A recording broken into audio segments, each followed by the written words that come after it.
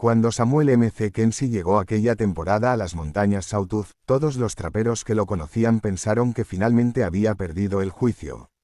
No era un hombre rico, pero siempre había sido práctico y cuidadoso con sus herramientas, así que verlo cargar 3 cubetas oxidadas amarradas con un alambre viejo despertó risas desde el primer día.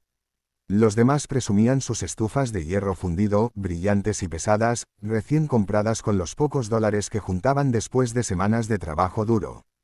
En cambio Samuel, tranquilo y sin inmutarse por las burlas, acomodó sus pertenencias en su pequeña cabaña y comenzó a elaborar un artefacto que parecía más un montón de chatarra que un sistema de calefacción confiable.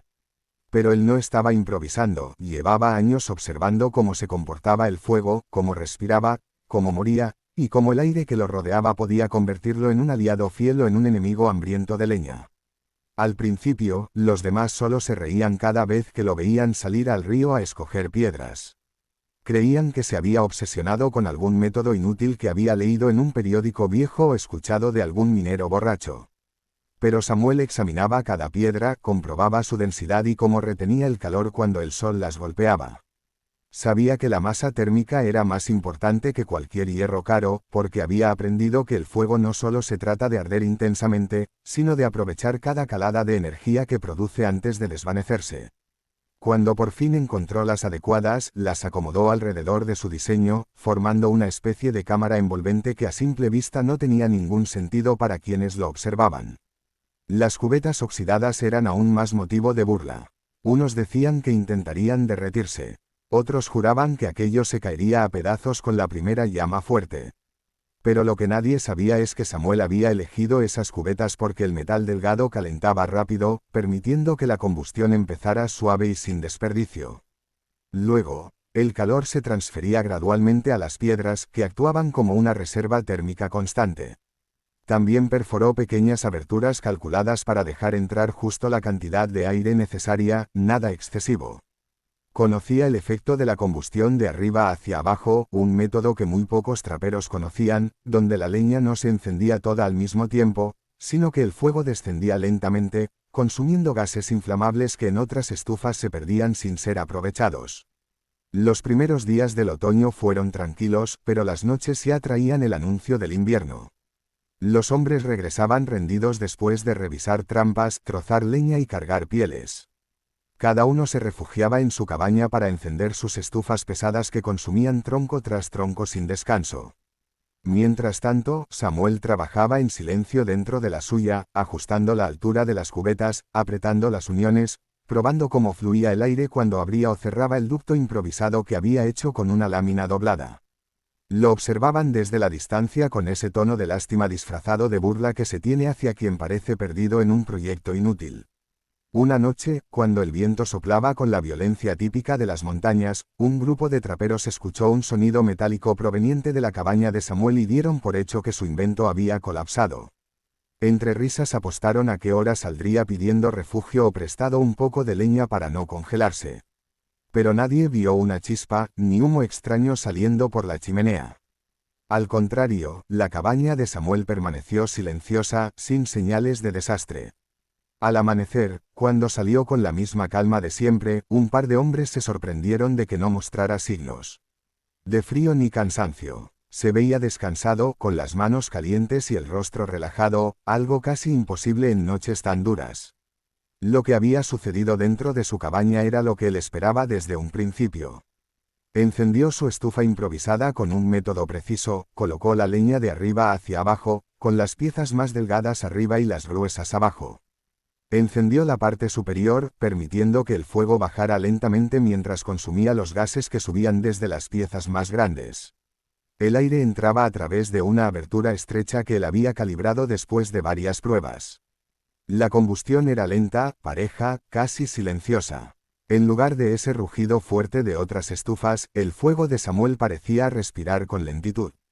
Las piedras empezaron a calentarse y retuvieron ese calor durante horas, devolviéndolo de manera uniforme a la cabaña, que se mantuvo a una temperatura agradable sin sobresaltos. Lo más sorprendente fue que Samuel no tuvo que levantarse en toda la noche para alimentar el fuego. No hubo ese frío súbito que obliga a los hombres a despertar temblando y buscar troncos a oscuras. Su invento, por feo que pareciera, logró 9 horas continuas de calor estable con solo una carga de leña. Mientras los demás gastaban montones de troncos, Samuel usaba apenas una cuarta parte. No había humo dentro de la cabaña, no había chispas peligrosas ni sobrecalentamiento. Todo funcionó exactamente como él había previsto, aunque nadie más lo hubiera creído posible. La mañana en que todos se enteraron de que había dormido cálido sin gastar casi nada, comenzaron las preguntas disfrazadas de bromas. Algunos fingían curiosidad, otros trataban de disimular la vergüenza por haberse burlado. Pero Samuel no presumió ni se aprovechó del momento. Simplemente explicó que el fuego, cuando se entiende bien, no necesita ser alimentado con desesperación. El secreto estaba en permitirle quemar los gases, no solo la madera, en darle aire justo, no demasiado, y en enseñarle a la cabaña a retener el calor en lugar de desperdiciarlo por las paredes. Pronto, sus palabras se expandirían, pero por ahora, él solo disfrutaba del calor tranquilo que había logrado crear con sus manos, demostrando que la sabiduría práctica supera, muchas veces, al precio o al prestigio de un objeto comprado. La montaña, silenciosa y eterna, parecía estar de su lado. Los demás traperos no podían creer que la estufa de Samuel, que apenas costaba $1.50, funcionara mejor que sus pesadas y relucientes estufas de hierro que ellos habían transportado a lomo de mula desde las ferreterías del valle. Para ellos, el invierno siempre había sido una batalla diaria contra el frío, un ciclo agotador de cortar troncos, partirlos, apilarlos y alimentar el fuego cada 2 o 3 horas para que la cabaña no se congelara. Era tradición levantarse al menos una vez durante la madrugada para revivir las brasas, temblando mientras el aire helado se colaba por las rendijas de las paredes o por la puerta mal encajada. Pero Samuel, con su extraño invento de cubetas oxidadas, parecía vivir un invierno completamente distinto. Su rutina se había vuelto casi tranquila, casi absurda para quienes lo observaban, encendía la estufa al anochecer, cerraba la puerta de la cabaña y no se le veía salir hasta la mañana siguiente, cuando saludaba con la calma de alguien que había dormido profundamente sin pelear contra el frío ni contra la leña. Al principio, los traperos pensaron que era pura suerte, o que Samuel exageraba sus resultados. Incluso murmuraron que seguramente tenía otra fuente de calor escondida, tal vez una estufa que mantenía oculta para alimentar el mito de su invento. Pero una mañana especialmente gélida, cuando el termómetro marcaba 25 grados Celsius bajo cero y el viento levantaba polvo de nieve con la fuerza de un látigo, uno de los hombres se acercó a la cabaña de Samuel. Al abrir la puerta, esperó encontrarlo acurrucado bajo varias mantas, con la estufa casi apagada. En lugar de eso, sintió una ola de aire tibio que lo hizo retroceder. Dentro, Samuel estaba sentado, afilando una navaja con calma, en mangas de camisa gruesa, sin guantes y sin gorro. El interior de la cabaña rondaba los 18 a 21 grados Celsius, un ambiente que parecía imposible para esa altitud y con ese clima. Los rumores se multiplicaron más rápido que la nieve que caía sobre las montañas. Algunos comenzaron a observar más de cerca el funcionamiento de la estufa improvisada. 3 cubetas oxidadas colocadas una dentro de la otra, con un espacio entre cada una que actuaba como aislamiento y canal de aire, piedras del río acomodadas alrededor para retener y liberar el calor lentamente, una entrada de aire diminuta que obligaba al fuego a consumir la madera de arriba hacia abajo en un proceso lento, casi meditado, donde los gases se encendían y volvían a encenderse en un ciclo que parecía mágico para quienes no entendían los principios de la combustión. Mientras una estufa de hierro quemaba la leña en una explosión rápida de calor que se perdía por la chimenea, la creación de Samuel aprovechaba cada partícula, cada gas desprendido, cada centímetro cúbico de aire caliente que otros dejaban escapar. Los traperos más veteranos no podían aceptar que algo tan simple superara a un equipo tan caro. Uno de ellos, Montgomery Ale, que tenía fama de ser terco como una mula, pasó 3 noches espiando desde fuera de la cabaña de Samuel. Lo vio encender una sola carga de madera al atardecer, cerrar la tapa modificada de la cubeta superior y luego apagar la lámpara de aceite como quien no necesita nada más para sobrevivir. Montgomery esperaba ver humo espeso o escuchar estallidos que delataran un funcionamiento deficiente, pero lo único que vio fue una columna fina, casi transparente, subiendo hacia el cielo antes de perderse entre los pinos. Al amanecer, cuando decidió entrar a revisar, comprobó que todavía quedaban brasas encendidas y que las piedras alrededor de la estufa estaban calientes al tacto. Aquello no solo era eficiente, era casi inexplicable. Pronto, los mismos hombres que lo habían ridiculizado se acercaron con un tono más humilde.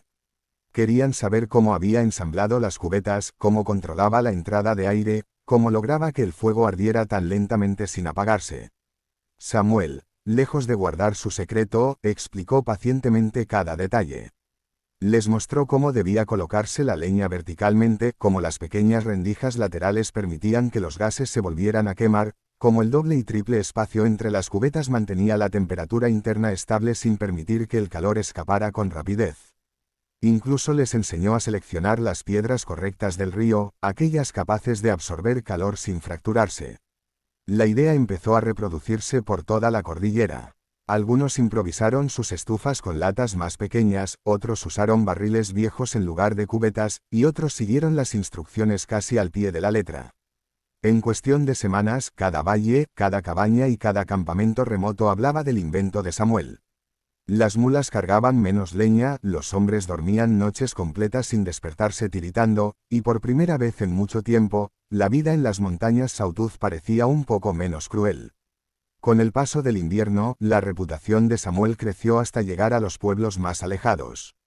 Algunos comerciantes ofrecieron comprarle la idea, otros le propusieron fabricar su diseño en masa, pero él siempre se negó. Decía que el conocimiento debía ser compartido, no vendido, y que la montaña había sido su maestra, no él su dueño. Para Samuel, su invento no era más que un recordatorio de que la observación paciente y la simplicidad funcional podían resolver problemas que la gente intentaba arreglar con dinero y maquinaria costosa. Cuando la primavera llegó y la nieve comenzó a derretirse, los traperos se reunieron en una de las cabañas para hablar de cómo había cambiado ese invierno. Muchos reconocieron que, sin la estufa de Samuel, varios de ellos habrían pasado la estación enfermos o al borde del agotamiento. Otros admitieron que habían aprendido a valorar más la creatividad que la ostentación. Samuel escuchó en silencio, con la tranquilidad de quien sabe que ha dejado una huella que perdurará mucho más allá de su vida. Años después, cuando los diseños más modernos de estufas de combustión eficiente se convirtieron en tendencia, algunos ingenieros mencionaron que aquellos inventos tenían raíces en sistemas antiguos, y también en ciertos experimentos caseros realizados en las montañas del oeste a principios del siglo XX. Pocos supieron su nombre, pero quienes vivieron aquel invierno de 1921 jamás olvidaron cómo un trampero humilde, con 3 cubetas oxidadas, piedras del río y un profundo entendimiento del fuego, había logrado superar a todas las estufas costosas de la región. Su invento se convirtió en un antecedente temprano de lo que más tarde se llamaría estufa tipo Rocket, una prueba de que la verdadera eficiencia no depende del precio del equipo, sino de comprender cómo funciona la naturaleza y usar esa comprensión para sobrevivir, crear y cambiar lo que parecía inamovible.